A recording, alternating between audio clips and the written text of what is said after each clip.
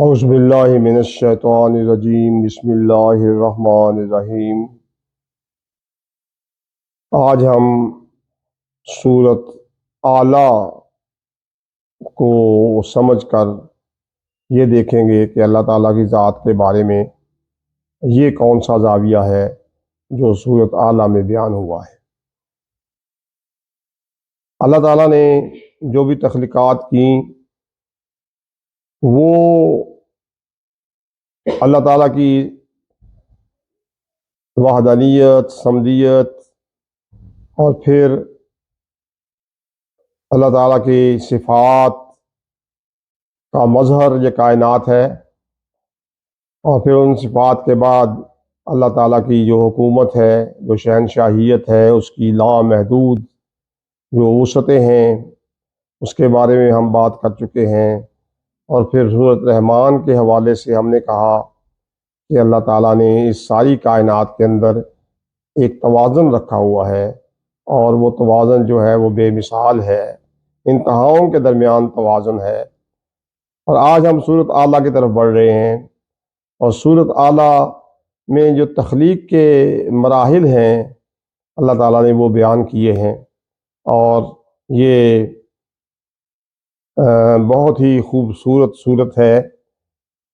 نبی کریم صلی اللہ علیہ وسلم کو بھی یہ صورت بہت پسند تھی، اور خاص طور پر جمعے کی نماز میں وہ اس کو پڑھا کرتے تھے۔ سبح اسم ربک الاعلی الذی خلق فسوی، اپنے رب کے نام کی پاکی بولو جو سب سے بلند ہے، جس نے بنا کر ٹھیک کیا۔ یہاں جو الفاظ استعمال ہوئے ہیں سبح، یعنی اللہ تعالیٰ کی جتنے بھی تخلیقات ہیں وہ بے عیب ہیں، اور اس بے عیب رب کی نام کو آپ اس کی تسبیح نکالا کرو، اس کو یاد کیا کرو ہر وقت، جو کہ سب سے اعلیٰ ہے۔ تو الذی خلق، جس نے خلق کیا، فسوی، اور اس کو خلق کا مطلب انسپشن، ایک خیال آنا کسی کے ذہن میں کہ میں یوں کر لوں، یہ خلق ہوتا ہے۔ اور اللہ تعالیٰ پہلا مرحلہ کسی بھی تخلیق کا خلق ہے، یعنی آپ سوچیں کہ یہ کام ہم نے کرنا ہے۔ دنیا میں بھی ایسے ہی ہوتا ہے، جیسے کسی نے کوئی پلانٹ لگانا ہے، اس کے ذہن میں پہلے یہ بات آئے گی میں ایک پلانٹ لگاؤں جس میں روزانہ کی اتنی پروڈکشن ہو، اور وہ فلاں جگہ پہ لگاؤں، تو کون سے پروسیس کا لگاؤں، یہ اس کے ذہن میں پہلے ایک خیال سا آئے گا، اور اس خیال کو جب وہ پکا ہو جائے گا اس کے اوپر، پھر فسوا، پھر اس کی نوک پلک سنوارے گا کہ جی یہ جو پلانٹ ہے یہ فلاں جگہ پہ لگے گا، اتنے ٹن کی پروڈکشن ہوگی، اور اس کے اندر جو چیز بنے گی اس کی کوالٹی ہم اس قسم کی بنائیں گے، اور ہمارے کمپیٹیٹرز جو ہیں وہ کون کون سے ہیں، اور ان کے مقابلے میں ہماری پروڈکٹ میں کیا خصوصیات آئیں گی۔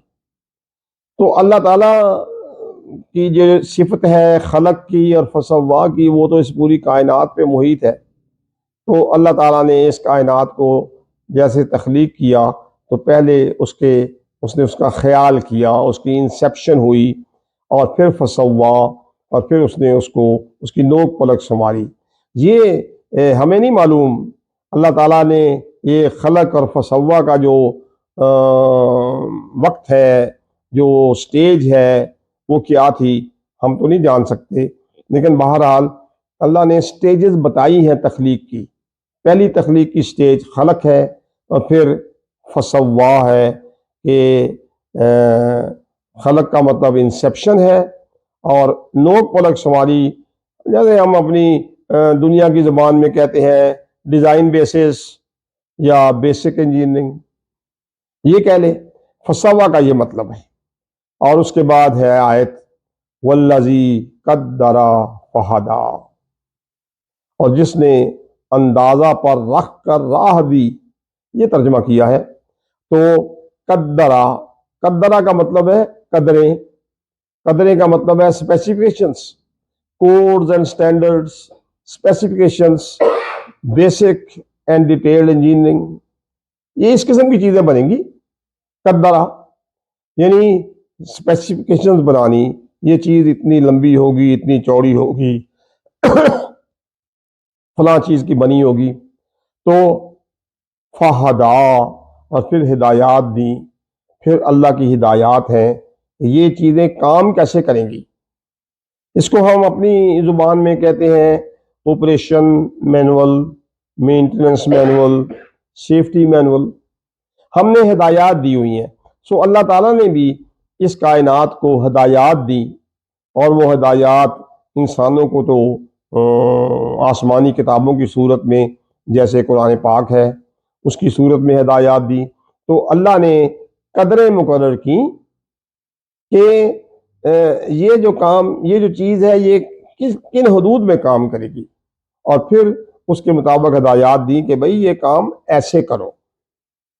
اور پھر اس کے لیے اگلی سٹیج ہے والذی اخرج المرعی، اور جس نے چارہ نکالا۔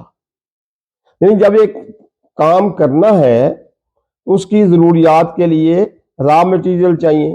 جیسے انسان ہے، اس کو زندگی گزارنے کے لیے خوراک کی ضرورت ہے، ہوا کی ضرورت ہے، پانی کی ضرورت ہے، اور پتہ نہیں بے شمار چیزوں، وائٹامنس کی ضرورت ہے۔ تو اللہ تعالیٰ نے اس کے بعد اس تخلیق کے لیے مرعا، یعنی را مٹیریلز پیدا کیے ہیں کہ اس کو کوئی تکلیف نہ ہو۔ ہمیں اس دنیا میں رہتے ہوئے ہمیں خوراک کی ضرورت ہے، پانی، کھانا پینا، اور سبزہ اور جنگلات، یہ سب چیزوں کی، جانور، یہ سب چیزوں کی ضرورت ہے۔ تو اللہ نے وہ سب چیزیں ہمارے لیے بطور را مٹیریل کے پیدا کی۔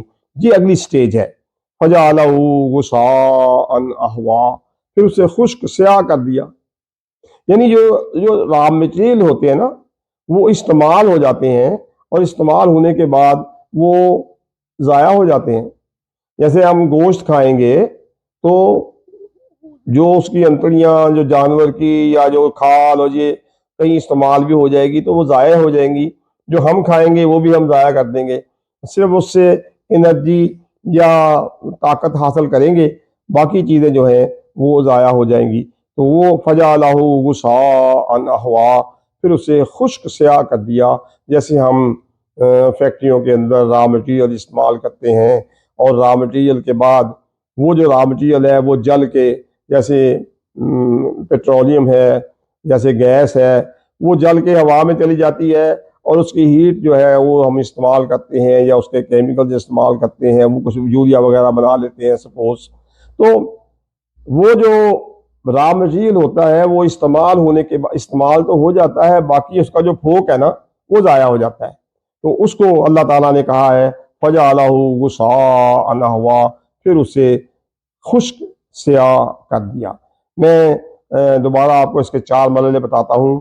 اللہ تعالیٰ کہتا ہے کہ خلقہ، ایک آئیڈیا جنریٹ ہوتا ہے، فسوا، پھر اس کی نوک پلک سنواری جاتی ہے، پھر قدرہ، پھر اس کی قدریں، اسپیسیفکیشنز بنائی جاتی ہیں، فہدا، پھر اس کی چلانے کے طریقے بتائے جاتے ہیں، مینولز لکھے جاتے ہیں، پھر وہ اللہ کی ہدایت بھی ہمیں ملتی ہے۔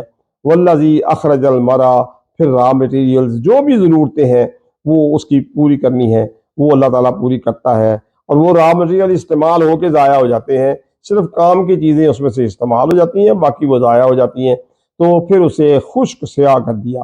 تو یہ تخلیق کے مراحل ہیں۔